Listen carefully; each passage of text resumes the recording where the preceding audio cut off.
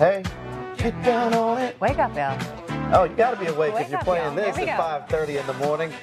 Get here Wednesday morning. I was going to say Tuesday. I don't want to go backwards. I want to keep going towards the weekend, not in the opposite direction.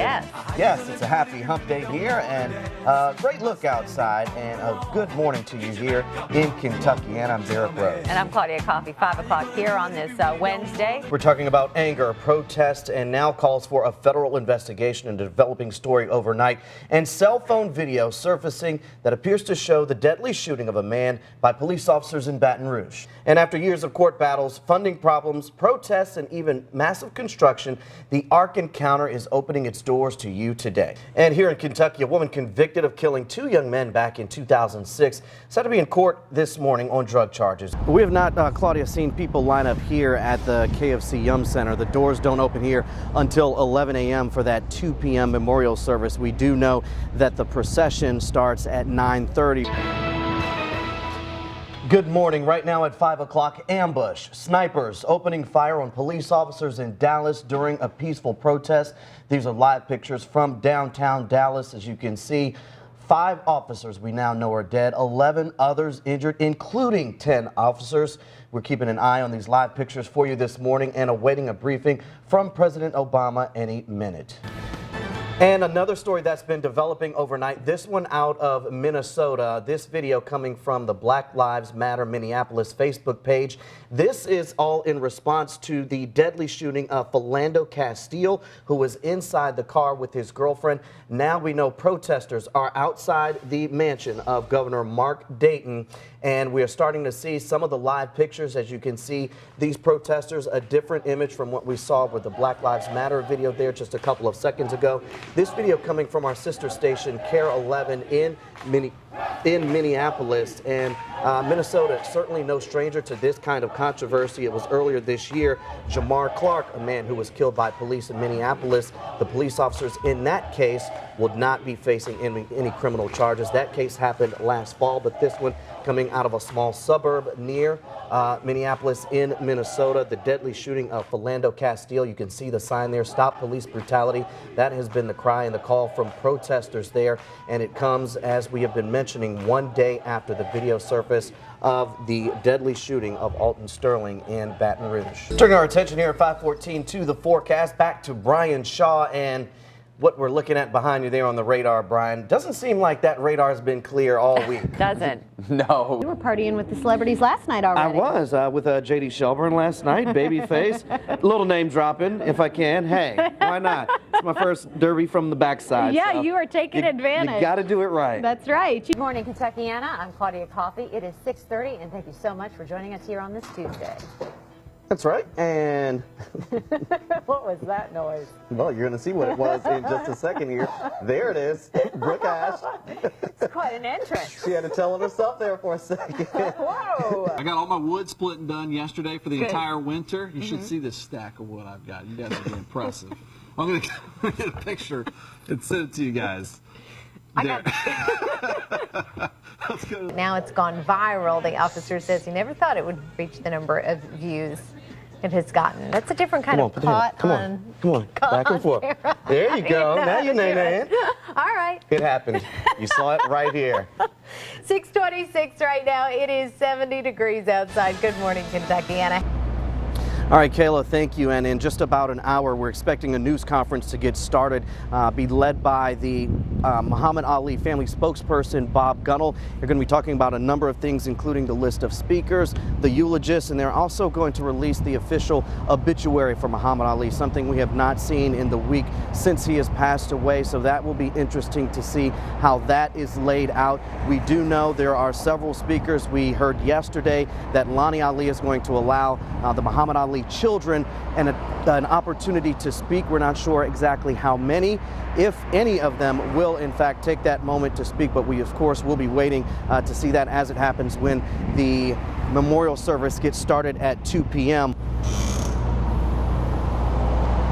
And again, our special coverage here on Good Morning Kentuckiana continues as you are now taking a live look from our vehicle, which is usually our storm chaser vehicle, but we have dedicated it to travel along the route of the procession for Muhammad Ali here. That will be happening at 9:30 today. This is along Muhammad Ali Boulevard, very significant street here in the city of Louisville. It is a 5-mile stretch of road that was formerly Walnut Street until the city alderman at the time in 1978 voted by a vote of 6-5 to change that and rename it to Muhammad Ali Boulevard, and it has been known as Muhammad Ali Boulevard since. So this is just part of the route of that processional that will be happening at 9:30 this morning as you take a live look.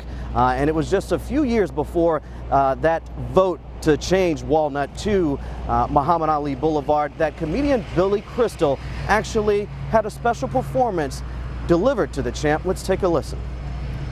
Here he is now, only 18 years of age. Cassius, do you plan to turn professional? Yes, I do, Mr. Purcell. See, nobody's ever seen nothing like me. So fast, so pretty. I'm so fast I can play ping pong by myself.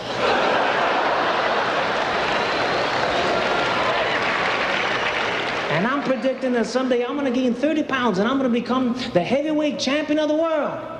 Sonny Liston is not coming out.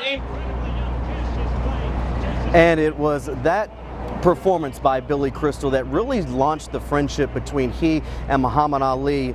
When it was announced that Billy Crystal would be one of the eulogists, some people were saying, well, why Billy Crystal? It was there those two became friends. Shortly after that performance, Billy Crystal says Muhammad Ali then, from that moment on, called him his little brother. The two were even side by side one another when at the funeral for Howard Cosell. Billy Crystal was doing several impersonations in that video, impersonating Muhammad Ali. Howard Cosell, of course, Cosell, a good friend of Muhammad Ali, and it was at Cosell's funeral that Ali and Billy Crystal were sitting side by side, sharing jokes, trying to hold in their laughter, and they really have kept that friendship over all of these years that started back in 1974 with that performance. It's called 15 Rounds, and you hear him do several impersonations there, separated by dings of what sounds like the boxing bell. So it really is a great performance by Billy Crystal. He's just one of several speakers that will be delivering the eulogy for Muhammad Ali. Those two have been friends for several years. We are outside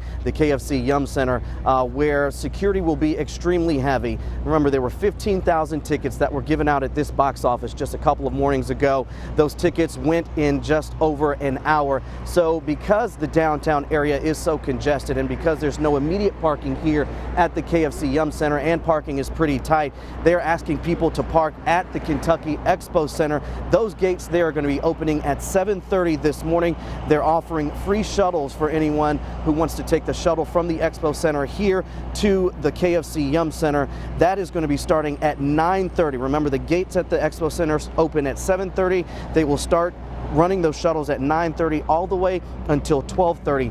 The doors here at the KFC Yum Center open at 11 a.m. and the return shuttles will go from 4:30 to 7:30. Of course, these are a lot of numbers, a lot of times that we are throwing at you, but of course all of this information is posted on our website at WHAS11.com. That is also the place where we will be streaming the Muhammad Ali Memorial Service live and all of our coverage here right now through Good Morning Kentuckiana all the way until 6:30 p.m. This is again going to be a bittersweet morning, a bittersweet day throughout the day here in Kentuckiana. Everyone coming to pay their respects to Muhammad Ali. Now we are approaching the 7 o'clock hour, and at the top of the hour, that is when we are expecting a news conference to be delivered by Bob Gunnell, who's the Ali family spokesperson. And just about 5 minutes ago, I had the chance to speak with him, and I asked him, before we even talked about any business, I asked him, how are you doing, Bob? Because you've been the family spokesperson, you've known Muhammad Ali and the family for a while. He said he's been at this now for about 9 days straight with about 3 hours of sleep each day. And he said it really hasn't hit him just yet, and it probably won't hit him until really all of this is said and done. But he said this has been Muhammad Ali's plan from the beginning. For the past 10 years, he has been mapping this out. once the day came that he would no longer be with us. And what we are seeing is that plan from Muhammad Ali come to fruition. And anytime there's a change in the plan, Bob Gunnell said he would call up Lonnie Ali and said, "You wouldn't believe what just happened." And Lonnie would say, "Yeah, I do believe it, because it's Muhammad. That's just him. He's making all of this happen." So it really has been poignant to speak to him and watch him over the past week, as well as the Ali family. One note we should mention about that news conference at 7 a.m. We are expecting a final announcement about the order of the service and the number of speakers that will be there for the memorial service. And one thing Bob Gunnell also pointed out to me that he just shared was that there's going to be another pallbearer announced that he said we all would be very interested in. He said that person, he wouldn't reveal who that person was, but he said that person actually just took a red-eye flight in today so they could be here specifically for the Muhammad Ali memorial service. So even up until this, now the 11th hour before the service, that we see a lot of people coming in now, Claudia and Brooke, to pay their respects to Muhammad Ali at the last minute. Back to you.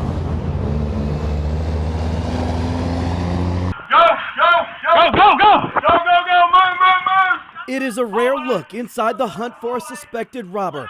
Body cameras showing LMPD officers swarming a local hotel last November. The man they're looking for, believed to be the gunman who robbed a payday lender earlier that day. Customers found the cashier in tears seconds after the robber took off with $2,600, eventually leading police on a high-speed chase through several counties. Officers nearly stop him when his Chevy Cobalt loses control on an exit ramp. One officer rams the car, but it is not enough, and he speeds away.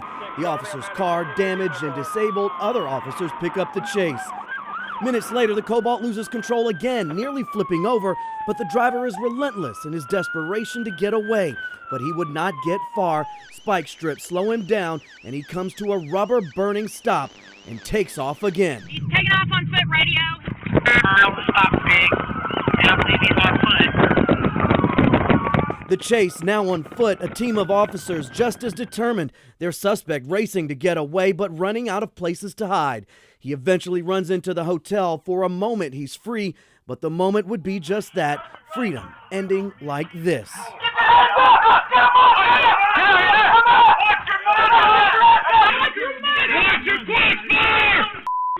Led away in handcuffs, police tell us he's Armstead Baylor, now facing a long list of charges. They are crimes police tell us he admitted to in a police interview. Can't get no job, man. It still ain't right, man. It's still sin. You know what I'm saying? So, I got to accept my punishment, man. He even goes as far as complimenting officers for keeping up and taking him down. No, come on! What's your motto? This council, this happened. You know what I'm saying? 5 minutes later, here they are. So, you know, y'all did a good job. Derrick Rose, WHAS 11 News.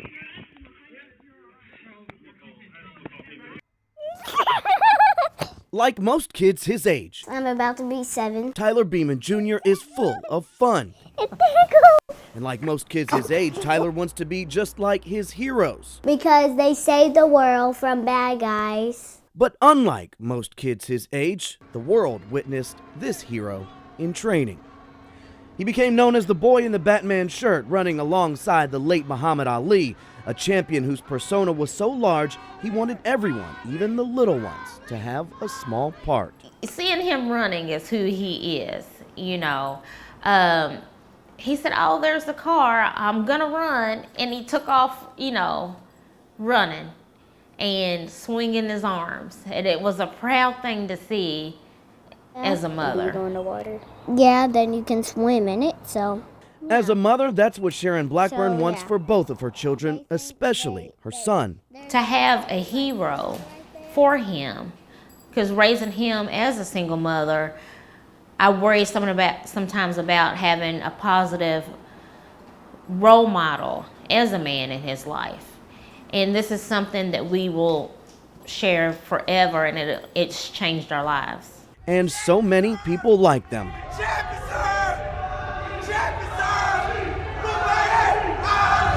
You get a sense, though, Tyler Beeman won't need that Batman shirt anymore.